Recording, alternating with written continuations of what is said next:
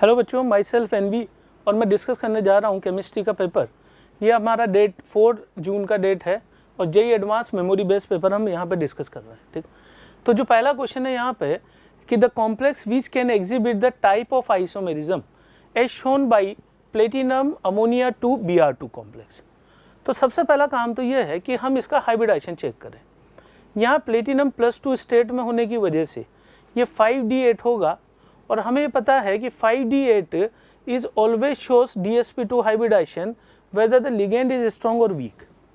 तो जैसे ही मुझे पता लगा कि DsP2 है तो अगर मैं इसका स्ट्रक्चर बनाता हूँ, अमोनिया को मैं A मान लेता हूँ, ठीक है, और Br को मैं B मान लेता हूँ। अगर मैं इसे इंटरचेंज करता हूँ तो इंटरचेंज करने पर AABB यानी कि ये सिस और ये ट्रांस, यानी हमें ये पता लग गया कि it can show geometrical isomerism. ठीक है, तो ज्योमेट्रिकल आइसोमेरिज्म ये दिखाता है। अब हमें चेक करना है कि नीचे जो 4 ऑप्शन दिए हुए हैं इन 4 ऑप्शन में GI कौन कौन दिखा सकता है। तो सबसे पहले हमने सिस्टमेटिकली चेक किया जिंक का कॉम्प्लेक्स +2 स्टेट में, it means it has 3D10 structure और 3D10 में चूंकि D पूरा भरा हुआ है तो ये हमेशा sp3 हाइब्रिडाइजेशन ही शो करेगा कोऑर्डिनेशन नंबर 4 के केस में। ठीक, और हमें पता है कि sp3 में ऑल पोजीशंस आर आइडेंटिकल, तो अगर मैं उनको रोटेट करता हूँ तो ये ज्योमेट्रिकल आइसोमेरिज्म नहीं दिखा सकता, तो नो GI इज फाउंड। तो ए ऑप्शन हमारा यहाँ से क्रॉस हो गया। इसके बाद हम चेक कर रहे हैं बी ऑप्शन। ठीक है, बी ऑप्शन में जो है ये क्रोमियम के साथ EN को मैं सिमेट्रिकल लिगेंड को A2 लिख लेता हूँ, इसके अलावा वाटर है इसको मैं B लिख लेता हूँ और SO4 को C लिख लेता हूँ। अगर मैं इसका स्ट्रक्चर बनाता हूँ, ठीक, तो इस केस में अगर मैं सिस पोजीशन पे सिमेट्रिकल लिगेंड को ऐसे जोड़ दूँ A और BC, ठीक, तो एक तो सिस बन जाएगा और दूसरा संभावना है मेरा कि मैं इसको ट्रांस पोजीशन पे सिमेट्रिकल लिगेंड को जोड़ देता हूँ। तो यहाँ इस केस में ये B और C ये एक सिस और ट्रांस दोनों दिखा सकता है, यानी कि ज्योमेट्रिकल आइसोमेरिज्म पॉसिबल है। तो हमारे पास कौन सा ऑप्शन हो गया, B is a correct answer.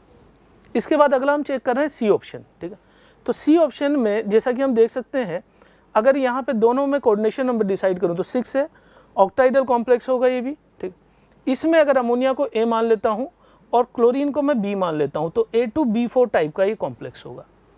अब A2B4 टाइप के कॉम्प्लेक्स में क्या होगा वो देख लेते हैं हम। ठीक, कि A2B4 टाइप कॉम्प्लेक्स में यहाँ पे अगर हम यहाँ दोनों A को इस पोजीशन पे जोड़ दें, इधर मैं जोड़ रहा हूँ B, इधर B, इधर B और इधर B, ठीक है, तो ये कहलाएगा हमारा सिस। ठीक, और अगर मैं इन दोनों को इंटरचेंज कर देता हूँ तो इंटरचेंज कर देने पर ये A ये ट्रांस पोजीशन पे पहुँच चुका है, तो इसका मतलब ये सिस ट्रांस दिखा सकता है। इसका मतलब geometrical isomerism is possible in this compound. इसका मतलब आंसर हमारा जो है C भी हो जाएगा। अब अगेन हम चेक कर रहे हैं लास्ट ऑप्शन D। अब D में आप EN जो है सिमेट्रिकल लिगेंड है तो इसको मैं A से रिप्रेजेंट कर देता हूँ और SCN2 मोनोडेंटेड लिगेंड है इसको मैं B से रिप्रेजेंट कर देता हूँ। तो अगेन हमारा पहला काम यही होता था कि हम ये देखते हैं मेटल एटम प्लेटिनम +2 यानी कि 5D8 की वजह से ये बनाएगा स्क्वायर प्लेनर कॉम्प्लेक्स, और स्क्वायर प्लेनर कॉम्प्लेक्स में अगर मैं यहाँ जोड़ता हूँ सिमेट्रिकल लिगेंड को A से और इधर जो है मैं बाई मोनोडेंटेड 2B जोड़ देता हूँ। अगर मैं इसको इंटरचेंज करूँ तो there will be no effect. No effect की वजह से देयर इज नो GI, तो D आंसर हमारा जो है वो नहीं होगा। तो correct answers are B and C। ठीक, ये क्वेश्चन हमारा जो है ये है इक्विवेलेंट कंसेप्ट चैप्टर का। ठीक है, तो सबसे पहले तो हमें जान लेते हैं कि question is from equivalent concept. ठीक, अब इक्विवेलेंट कंसेप्ट से या हम इसको कह सकते हैं कि ये बैलेंसिंग का ही क्वेश्चन है, मोल में ही काउंट कर सकते हैं वैसे हम इसे। तो H2S 5 mole it is given H2S 5 mole reacts completely with acidified aqueous KMnO4 solution. ये पूछ रहा है that in the reaction the number of moles of water produce is X and the number of moles of electron involved is Y, determine the value of X + Y। तो इस case में हम क्या करते हैं, H2S की reaction करवा रहे हैं हम KMnO4 के साथ। ठीक, और KMnO4 के साथ हम करा रहे हैं एसिडिक मीडियम में। तो यहाँ बच्चे को याद होना चाहिए कि कौन सा कंपाउंड किसके अंदर चेंज होने वाला है। हमें पता है एसिडिफाइड मीडियम अगर इसे मिलता है तो इट कन्वर्ट्स इनटू Mn+2 और H2S जो है वो चला जाता है सल्फर में। अब आगे का काम है हमारा बैलेंसिंग। ठीक है, तो H2S को अगर मैं बैलेंस करता हूँ यहाँ पर सल्फर के साथ तो इधर आ जाएगा 2H+ प्लस यहाँ से इलेक्ट्रॉन बैलेंस कर लिए 2 इलेक्ट्रॉन, इसको इक्वेशन नंबर ए नाम देता हूँ मैं। KMnO4 को यदि मैं बैलेंस करूँ तो मैं इस केस में KMnO4 को जो है इसका आयन लिख लेता हूँ। आयन जो है इससे जो प्रोड्यूस होगा वो होगा MnO4 माइनस आयन, ठीक। MnO4 माइनस आयन को अगर मैं बैलेंस करूँ किसके साथ, ये it is being converted into Mn+2। तो इधर मैंने बैलेंस किया 4H2O plus 8H plus 5 electron. अब यहाँ से आप ये देख सकते हैं कि जब हम इसको इक्वेशन नंबर बी माना, A multiplied by 5 and B multiplied by 2, तो इलेक्ट्रॉन हमारे कट जाएंगे। तो जोड़ के हम लिखेंगे इसको, तो इलेक्ट्रॉन जो हमने कैंसिल आउट किए वो अपन ध्यान रखेंगे कि 10 इलेक्ट्रॉन मैंने यहाँ पे कैंसिल आउट किए हैं, ठीक है। अब इन दोनों को जोड़ने पर जो हमारी रिएक्शन आ रही है वो ये रिएक्शंस आई है, ठीक। तो ये बैलेंस रिएक्शन दी हुई है और हमें दिया हुआ है कि अगर मैं स्टोइकोमेट्री वाइज देखूँ तो यहाँ मैं मोल मोल एनालिसिस यूज़ कर रहा हूँ। Mole KMnO4/2 is equal to mole H2S/5 and is equal to mole H2O/8। Question में गिवन था कि H2S के 5 मोल हम यूज़ कर रहे हैं, तो इससे अननोन वाटर मोलिक्यूल आ जाएगा हमारा 8, ठीक। यानी कि इस क्वेश्चन में 8 water molecule from 5 mole of H2S। और जोड़ते समय हमने जो इलेक्ट्रॉन कैंसिल आउट किए थे वो 10 इलेक्ट्रॉन कैंसिल आउट किए थे। तो electron involve were 10 and water molecule were 8 mole. So इन दोनों का सम अगर हम देखें तो दोनों का सम हो जाएगा हमारा 18 मोल। तो जो करेक्ट आंसर जो है इस क्वेश्चन में डिटरमाइन द, ये पूछ रहा था हमसे value of x plus y. x था हमारा यहाँ पे water moles produce and y था हमारा number of moles of electron involve, जो कि हम बैलेंसिंग के वक्त दिखा ले चुके थे। तो दोनों का सम हमारा आंसर कितना है, 18। तो ये क्वेश्चन जो है ये हमारा एटॉमिक रेडियस से क्वेश्चन था, एटॉमिक स्ट्रक्चर टॉपिक से। और एटॉमिक स्ट्रक्चर का एक बहुत ही आसान क्वेश्चन जो है जेई ने पूछा हुआ है एडवांस में, ठीक है। बस इसमें बच्चे को फार्मूला याद रखना था कि रेडियस का फार्मूला होता है 0.529 into n square by Z Armstrong, ठीक। यहाँ से n तो क्या है, नंबर ऑफ ऑर्बिट है, ठीक है। n is number of orbit और z इसका एटॉमिक नंबर है, ठीक। तो जैसा कि क्वेश्चन में दिया हुआ है कि हीलियम प्लस हमें दिया हुआ है, ठीक है। तो क्वेश्चन पढ़ देते हैं हम। Helium plus ion transition takes place from the orbit of radius. पहली रेडियस ये दे दी और उसके बाद ऑर्बिट की रेडियस जहाँ ये आ रहा है 26.45 pm, ठीक है। तो सबसे पहला काम तो हम ये करें कि फार्मूले में चूंकि एमस्ट्रॉन्ग यूज़ कर रहे हैं तो पिकोमीटर को हम एमस्ट्रॉन्ग में चेंज कर लेते हैं, ठीक है। वो रिलेशन आपको पता है। ये पूछ रहा है the wavelength in nanometer of the emitted photon during the transition is, ठीक। तो हमें ये पता है कि अगर इलेक्ट्रॉन n2 से n1 आ रहा है, ठीक है, तो इसके लिए एमिटेड लैम्डा जो है उसके लिए हम फार्मूला यूज़ करते हैं 1 by lambda is equal to RH Z square 1/n1 square minus 1/n2 square. तो सबसे पहला काम मेरा था कि n1 और n2 मालूम कर लें कि कितना होगा, ठीक है। तो उसके लिए हम यूज़ कर रहे हैं इस फार्मूले का। ये रेडियस का फार्मूला है। चूँकि हीलियम प्लस दिया हुआ है तो जेड की वैल्यू हम कितनी लेने वाले हैं, जेड हम यूज़ करने वाले हैं 2, ठीक। इस 2 को यूज़ करके हम यहाँ पे इस रेडियस का डेटा रखने वाले हैं जो 2 रेडियस दी हुई है। तो इस हिसाब से अगर हमने ये फार्मूला लगाया तो हमें दिया हुआ था पहली रेडियस और उसके बाद दी हुई थी दूसरी रेडियस, ठीक। तो इसको रखने के बाद हमने n2 निकाला 2, n1 निकाला 1 इस फार्मूले में रखने के बाद, यानी ट्रांजिशन 2 से 1 में हो रहा है, ठीक है। और लैम्डा निकालने के लिए हम फार्मूला डायरेक्ट यूज़ कर रहे हैं is equal to 912/z square 1/n1 square minus 1/n2 square. और इसको हम सोल्व करते हैं तो ये 304 एमस्ट्रॉन्ग आता है which could be written as 30.4 nanometer. So answer is closely 30 nanometer is the answer of this question.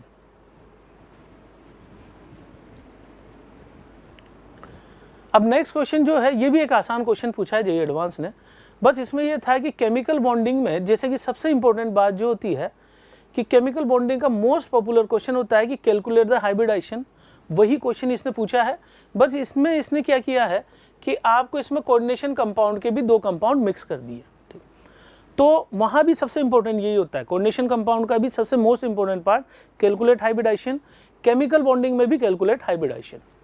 तो अगर मैं यहाँ पे स्ट्रक्चर वाइज बात करूँ तो हमें इन सब का स्ट्रक्चर बनाना है, उसके बाद ही हम हाइब्रिडाइजेशन निकाल सकते हैं।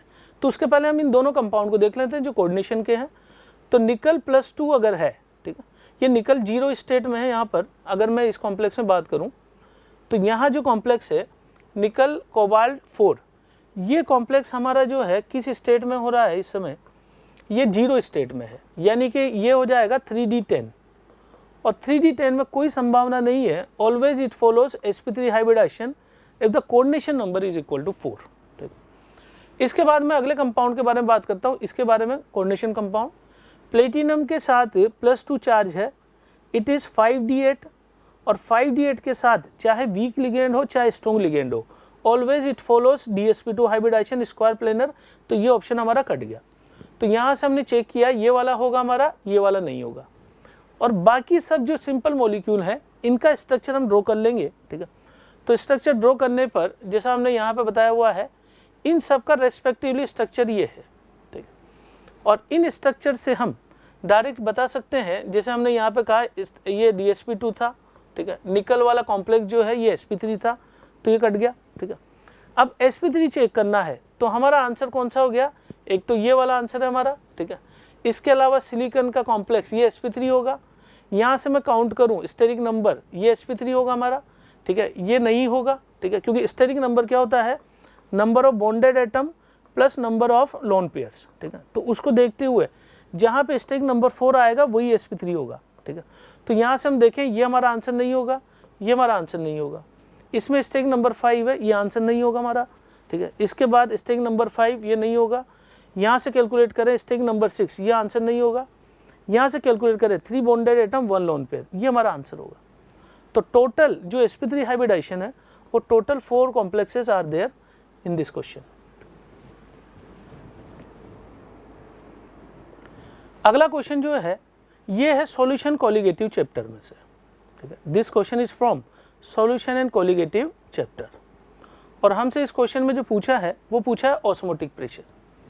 तो ऑस्मोटिक प्रेशर निकालने के लिए pi is equal to n total जो सोल्यूट के मोल्स हैं upon V total into RTM use करते हैं। ठीक है, अब ये यूज़ करने के पहले हम ये देख लेते हैं कि जो सोल्यूट दिया हुआ है वो किस टाइप का है। तो this urea is of non electrolyte type, और नॉन इलेक्ट्रोलाइट टाइप में हमें पता है कि वॉन्ट ऑफ फैक्टर जो है 1 ले सकते हैं। इसका मतलब इसके मोल थियोरेटिकल इज इक्वल टू होंगे मोल ऑब्जर्व्ड, ये हमें सबसे पहले पता लग गया। ठीक, अब इस क्वेश्चन में जो कर रहा है वो क्या कर रहा है कि एक इसने यूरिया का सॉल्यूशन लिया 50 ml, और it is being mix with the 250 ml of the solution containing same solute urea, यानी कि 2 सॉल्यूशन मिक्स कर रहा है। तो हमें करना क्या है, जैसे मान लो मैं यहाँ बोलूँ कि एक में N1 मोल यूरिया थे, ये V1, और दूसरे सॉल्यूशन में N2 मोल थे, ये वॉल्यूम V2, यानी final solution contains N1 plus N2 moles of urea, also V1 plus V2 total volume in the solution. तो जब मैंने इन दोनों को मिक्स किया तो हमें यही से पता लग गया कि 50 ml और 250 ml हम यूज़ कर रहे हैं। तो वॉल्यूम टोटल तो हमारा हो जाएगा इज इक्वल टू 300 ml, लेकिन हम इसको चेंज कर लेंगे इज इक्वल टू, इसमें किस में चेंज कर लेंगे, लीटर में 0.3 लीटर। ठीक, तो 0.3 लीटर मुझे यहाँ पे रखना है। अब ये आंसर किस में पूछ रहा है, टोर में। ठीक है, तो टोर में पूछ रहा है तो इसने यूनिट जो आर की दी हुई है वो टोर में ही दी हुई है सीधा, तो इसलिए हमें आर जो यूज़ करना है यहाँ पे 62 ही यूज़ करना है। टेम्परेचर देख लेते हैं हम, 300 केल्विन इज गिवन, तो टेम्परेचर हमारा हो गया 300। अब हमें करना क्या है, मोल टोटल निकालने। मोल टोटल निकालने के लिए सबसे पहले मैं इस सॉल्यूशन को स्टडी करूं। इस सॉल्यूशन में हमें वॉल्यूम दिया हुआ है, डेंसिटी दिया हुआ है और मोलालिटी दी हुई है। ठीक है, अब ये वाला पार्ट अपने आप में मोल का कन्वर्जन वाला पार्ट है जो कि बच्चे को बहुत केयरफुली सोल्व करना होता है। ठीक है, तो दूसरा सॉल्यूशन तो सीधा दिया हुआ है 250 ml, इसमें 0.06 ग्राम यूरिया है, तो इसके मोल N2 तो मैं सीधा बता दूंगा कि N2 मोल कितने हो जाएंगे इसके यूरिया के, 0.06 divide by 60 is equal to 0.001 mole urea present in the second solution. अब पहले सॉल्यूशन में निकालने के लिए क्या करेंगे हम। ठीक है, तो पहले सॉल्यूशन के लिए हमने क्या किया कि जो वॉल्यूम गिवन था और डेंसिटी गिवन थी उनको मल्टीप्लाई करके टोटल मास निकाला। इस टोटल मास में मैंने x ग्राम यूरिया माना और remaining is the solvent water. अगर मैं मोलालिटी 0.2 गिवन इस क्वेश्चन में यूज करूं तो it is mole of urea divided by volume of solvent in KG. ये रखने के बाद जब हम x सोल्व करेंगे तो यूरिया आएगा 0.6 ग्राम, दिस इज इक्वल टू 0.01 मोल, और दूसरे सॉल्यूशन में ऑलरेडी हम मोल कैलकुलेट कर चुके थे 0.001 1 मोल यूरिया। तो टोटल पाई रिजल्टिंग अगर निकालना है तो ये हो गया हमारा एन टोटल। ये वॉल्यूम था हमारा 300 ml जो कि लीटर में चेंज किया, आर की वैल्यू गिवन थी, टेम्परेचर गिवन था, तो आंसर इज 682 टोर। तो अगला जो हमारा क्वेश्चन है ये है कंपाउंड में दिए हुए हैं कुछ, और इसमें पूछा है count the number of atom existing in zero oxidation state. अब बेसिकली जीरो ऑक्सीडेशन स्टेट की बात कर रहा है, इसका मतलब मुझे चेक करना पड़ेगा इंडिविजुअल ऑक्सीडेशन नंबर। अब इंडिविजुअल ऑक्सीडेशन नंबर में हमें दो चीज़ों का ध्यान रखना पड़ता है, एक तो हमें स्ट्रक्चर पता हो करेक्टली, ठीक है, और एक हमें आइडिया हो कि इलेक्ट्रोनेगेटिविटी किसकी ज़्यादा है, ठीक है। तो ये दोनों का आइडिया लिखने के बाद हम इसमें से डिसाइड कर पाएंगे कि कितने एटम ऐसे हैं जो जीरो ऑक्सीडेशन स्टेट में हैं। तो यहाँ पे हम जो है मॉलिक्यूल में पढ़ देता हूँ, Br3O8, OF2, H2S4O6, C3O2 and H2S5O6, यानी कि यहाँ पे हमने इनके स्ट्रक्चर ड्रॉ किए हैं, ठीक। तो जैसे पहला स्ट्रक्चर है, तो ये हम रूल ध्यान रखते हैं कि अगर सिमिलर एटम रखे हुए हैं, ठीक है, तो इस बॉन्ड को ब्रेक करके इसकी ऑक्सीडेशन स्टेट हम 0-0 मानते हैं। लेकिन अगर ब्रोमीन के साथ ऑक्सीजन आ गया डबल बॉन्ड, तो ये दोनों बॉन्ड ऑक्सीजन को देखें हम यहाँ -2 और यहाँ चार्ज लेंगे +2। इसका मतलब यहाँ पे जब मैं इन बॉन्ड्स को तोड़ूंगा तो इंडिविजुअल ऑक्सीडेशन स्टेट इनकी जो आएगी ब्रोमीन की, इस वाले की आएगी +6, इस वाले की आएगी +4 और इस वाले की आएगी +6। तो इसका मतलब यहाँ कोई जीरो ऑक्सीडेशन स्टेट में नहीं है। सिमिलरली मैं यहाँ देखूँ तो फ्लोरीन खींच के ले जाएगा इस बॉन्ड को, तो फ्लोरीन -1 ये आ जाएगा ऑक्सीजन +2, यानी ये भी आंसर हमारा नहीं होगा। इस वाले में देखें हम तो इस सल्फर के बीच में यहाँ से मैं ब्रेक करूँ इसको, तो इसका मतलब 3 सल्फर ऐसे आएंगे इसमें, कौन कौन से, ये वाले जिनकी जीरो ऑक्सीडेशन स्टेट होगी, ठीक है। लेकिन इस वाले की ऑक्सीडेशन स्टेट जीरो नहीं है, इसकी एक्चुअली कितनी हो जाएगी +5। ऐसे ही टर्मिनल वाले की +5, तो 3 सल्फर एटम जीरो स्टेट में इधर आ जाते हैं हम, ठीक है। तो यहाँ पर 2 सल्फर ये इक्वल या ये सल्फर इक्वल, तो 2 सल्फर ऐसे होंगे जिनकी ऑक्सीडेशन स्टेट जो है वो जीरो होगी, ठीक है। इन वाले की नहीं होगी क्योंकि टर्मिनल पे ऑक्सीजन से जुड़ा हुआ है, ठीक है। ऐसे मैं यहाँ काउंट करता हूँ, तो यहाँ पर इस वाले कार्बन के लिए जो यहाँ बीच में है इसकी ऑक्सीडेशन स्टेट जीरो मान सकता हूँ, लेकिन चूंकि ऑक्सीजन ज़्यादा इलेक्ट्रोनेगेटिव है तो टर्मिनल कार्बन +2 और टर्मिनल कार्बन इधर वाला +2, तो जीरो स्टेट में केवल एक कार्बन एटम होगा। तो हमसे पूछा था कि total atoms which are in zero oxidation state, तो काउंट कर लेते हैं 3 सल्फर, 2 सल्फर यहाँ पर और 1 कार्बन यहाँ पे, तो total answer is 6 for this question. तो ये वाला जो क्वेश्चन था हमारा मॉलिक्यूलर ऑर्बिटल का फिलिंग ऑर्डर, फ्लोरीन का पूछा है, ये केमिकल बॉन्डिंग का टॉपिक है। और जैसा कि हमें पता है कि केमिकल बॉन्डिंग में सबसे जो इम्पोर्टेंट पार्ट है, सबसे इम्पोर्टेंट सब टॉपिक होता है हमारा मॉलिक्यूलर ऑर्बिटल थ्योरी, तो उस पर आधारित क्वेश्चन है। सीधा बच्चे को क्या करना था, ऑर्डर में ये इलेक्ट्रॉन भर के रखने थे। बच्चे को याद होना चाहिए कि 14 इलेक्ट्रॉन से ज़्यादा में अगर टोटल इलेक्ट्रॉन है, जैसे फ्लोरीन में हम देख सकते हैं टोटल 18 इलेक्ट्रॉन्स आर देयर, ठीक है।